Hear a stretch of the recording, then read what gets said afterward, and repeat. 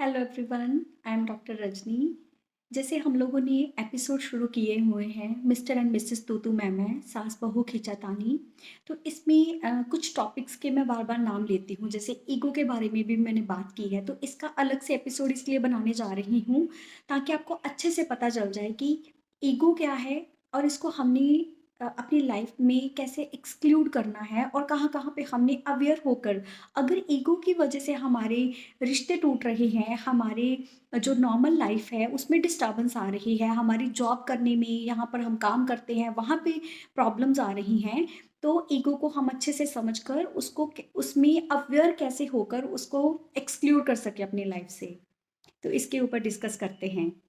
तो सबसे पहले हम लोग डिस्कस करते हैं कि व्हाट इज़ ईगो। ईगो क्या है। हम बोल देते हैं ये बड़ा इगोइस्टिक है पर्सन, इसमें बहुत ईगो है, बड़ी अकड़ है इसमें, बड़ा हंकार है इसमें, बोल तो देते हैं। वो है क्या चीज़?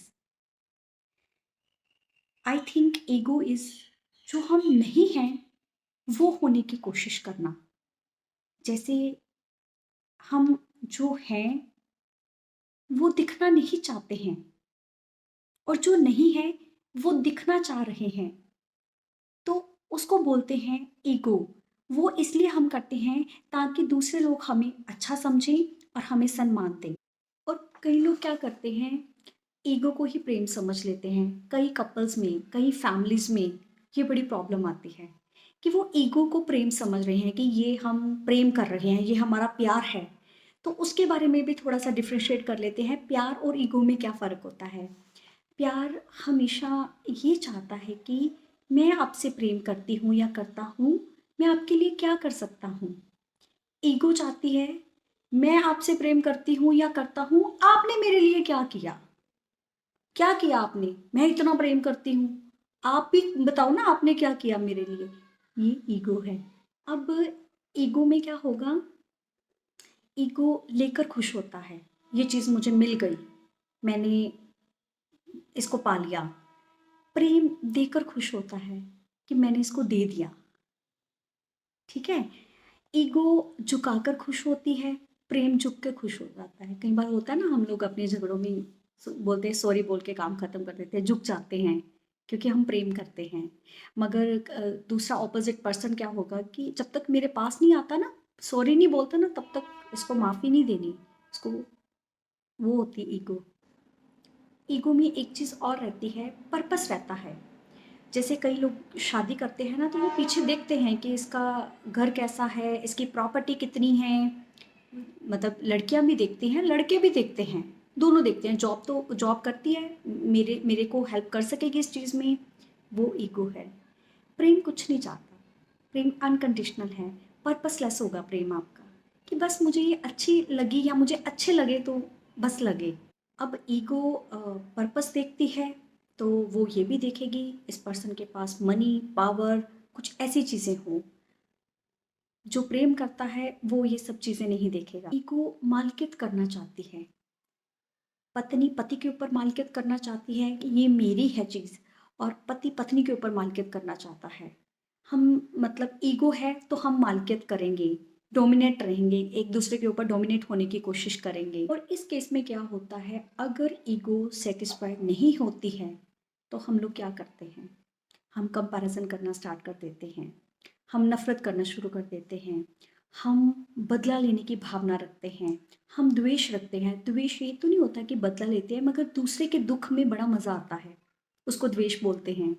हम ऐसी भावनाएं रखनी शुरू कर देते हैं, तो हमारा रिश्ता कड़वाहट से बढ़ना शुरू हो जाता है। इसके उल्टा प्रेम में क्या होता है, वहाँ पे कोई कंडीशन नहीं है, वहाँ पे कोई पर्पस नहीं है, वो झुक भी जाना चाहता है। प्रेम प्रेम में बड़ी हाई फ्रिक्वेंसी की एनर्जी है, बड़ी हीलिंग की पावर है प्रेम में। जहाँ पर प्रेम होता है ना, वहाँ पे प्रॉस्पेरिटी, हेल्थ, वेल्थ, हैप्पीनेस अपने आप ही आ जाती है, क्योंकि उसके अंदर ताकत बहुत होती है ये चीज़ें खींचने की। मगर हम लोग प्रेम करते नहीं हैं। जैसे प्रेम से हम लोग जानवर को भी काबू कर लेते हैं, क्योंकि जानवर भी समझते हैं कि प्रेम क्या चीज़ है। हम एक ही इमोशन से बने हैं, प्रेम से। आपने देखा है कभी एक छोटा सा बच्चा किसी को कुछ नहीं कह रहा, न्यू बॉर्न बेबी, सबको बड़ा प्यारा लग रहा है, सबका बड़ा मन कर रहा है उसके साथ खेलने को, क्योंकि उसके भीतर सिर्फ प्रेम है। जैसे जैसे वो बढ़ता है उसका मन भी बढ़ना शुरू होता है। और एक बूढ़ा इंसान, उसके ऑपोजिट देखें, एक बूढ़ा इंसान वो बोझ लगता है काफ़ी लोगों को कि मतलब उसको उसके ऊपर प्यार नहीं आएगा। मैं ऐसा नहीं कहती कि बुजुर्गों के ऊपर प्यार नहीं आएगा, मगर मैं बात को समझने की यहाँ पे कोशिश करना, क्योंकि जो बुजुर्ग हैं या बुढ़ापे में जो जा रहे हैं उनका मन बहुत विकसित हो गया और प्रेम बिल्कुल कम हो गया है। नवजात शिशु में प्रेम बहुत ज़्यादा है और वो सबको प्यारा लग रहा है। ठीक है ना? मतलब ये एक सच्चाई है जीवन की। मैं ये नहीं कहती कि आप अपने बुजुर्गों को प्रेम नहीं करते हैं या वो आपको प्रेम नहीं करते हैं। मैं बात कर रही हूँ सिर्फ कि बच्चे को देखकर आपकी आँखों में ताज़गी, प्यार आना शुरू हो जाता है।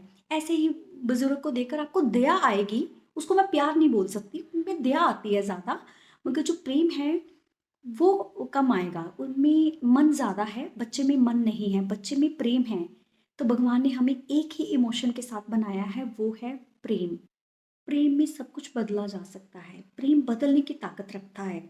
अगर प्रेम सही तरीके से किया हो, प्रेम प्रेम हो, बस प्रेम है तो है, उसमें कोई कंडीशन नहीं है, तो वो प्रेम या वैसा प्रेम बदलने की ताकत रखता है। उस ईगो में हम लोग मालकियत करना चाहते हैं, मालकियत से बदलना चाहते हैं दूसरों को कि ये पर्सन मेरे लिए बदले, मगर उसमें डोमिनेंसी है, मालकियत है, तो उसमें बदलाव नहीं आता है और चिढ़ मच जाती है। जैसे कि फॉर एग्जांपल एक पत्नी चाह रही है कि मेरा पति मुझे घर के खर्चों के लिए पैसे दे, ठीक है, और पति नहीं दे रहा पैसे, तो पत्नी गुस्से में आके, ईगो में आके कहती है कि मैं आपका खाना ही नहीं बनाऊंगी, मैं घर की रिस्पॉन्सिबिलिटीज को नहीं उठाऊंगी। तो पत्नी ने उसको सुधारने के लिए ऐसा सोचा, ईगो में आकर।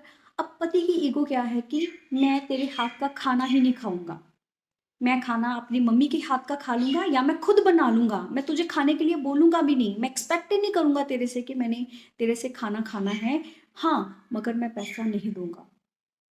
तो यहाँ पर ईगो काम कर रही है, यहाँ पर प्रेम काम नहीं कर रहा। अगर प्रेम होता तो पत्नी का हक बनता है आपसे मांगना, ठीक है, और आपका भी फर्ज बनता है उसको देना, कि वो कहीं और ना देखे पैसे के लिए। उसको, मैंने उसकी रिस्पॉन्सिबिलिटी उठाई है, मैंने उससे शादी की है, तो मैं उससे प्रेम करूँगा या मैं प्रेम से उसको पैसे दूंगा, हाँ कम दूंगा, मगर वो जो मांग रही है उसको ज़रूर दूंगा, ठीक है।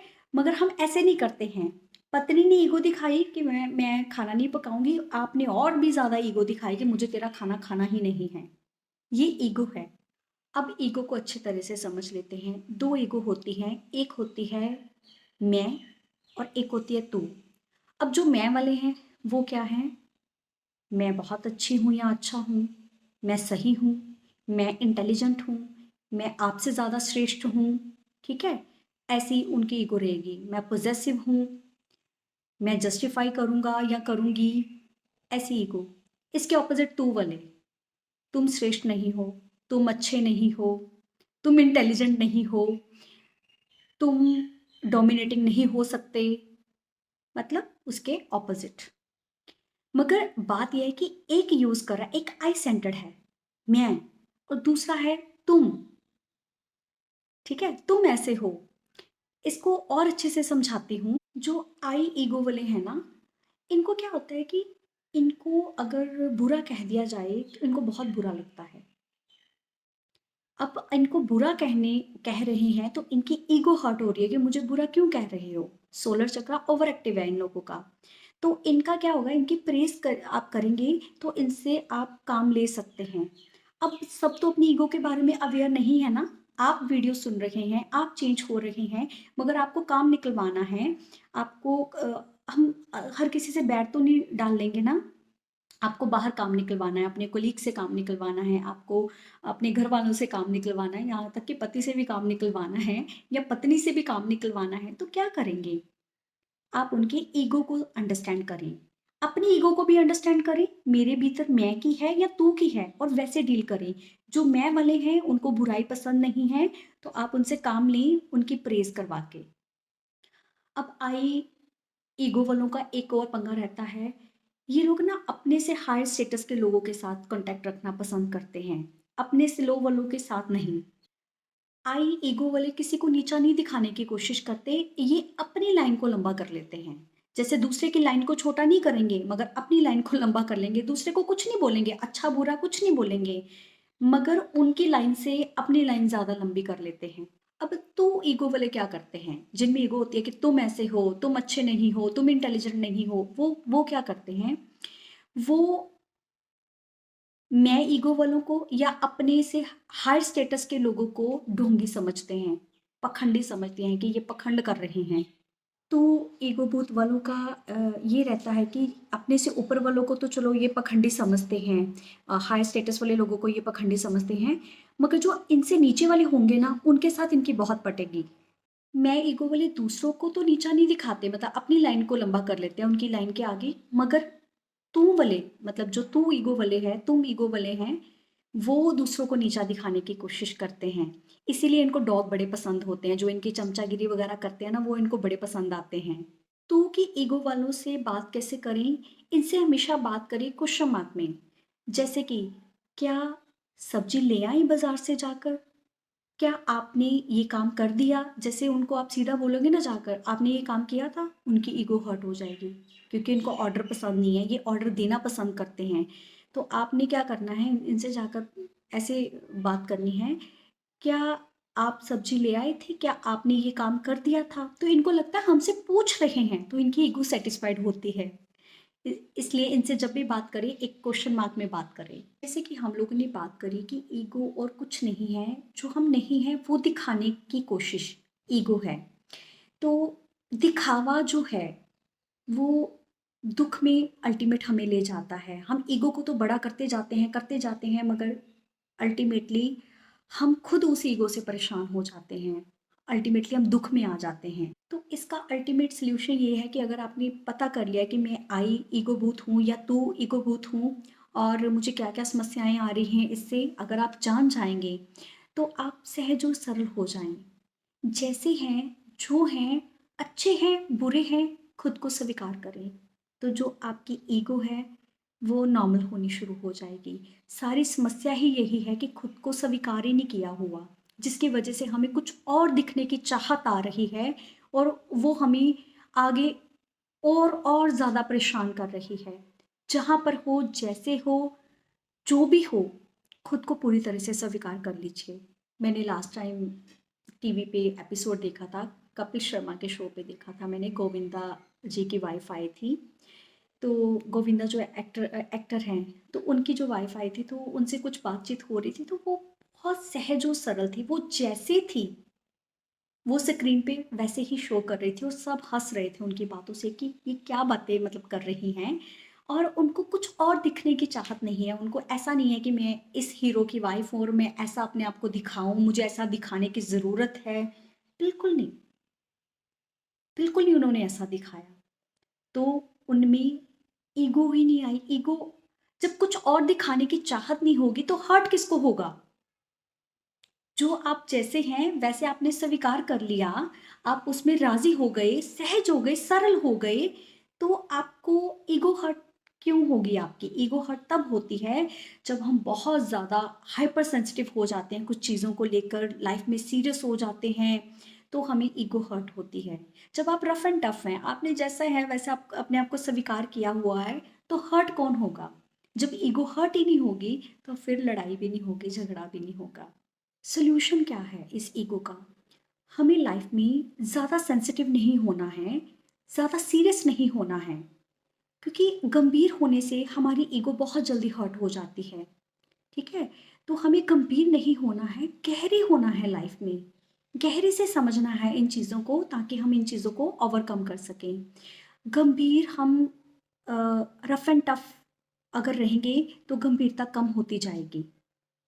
ठीक है, सीरियसनेस कम हो जाएगी लाइफ में, बच्चों की तरह रफ एंड टफ हो जाएं। जितना आप रफ एंड टफ रहेंगे, जैसे कपिल शर्मा है, रफ एंड टफ है ना, कहा भी सुना भी और छोड़ भी दिया, तो रफ एंड टफ हो जाएं। ठीक है, सेकंड, आप जो भी बात है क्लियर कट जाके कह दें, मन में मत रखें, ताकि वो सेंसिटिविटी को ना बढ़ने दे आपकी। ठीक है, आपके इमोशन सेंसिटिव ना होने शुरू हो जाएं। भूल को स्वीकार कर लें, यही है ना, मैं रॉन्ग नहीं हूँ, यू आर रॉन्ग। ठीक है, तो मैं तू शुरू हो जाती है।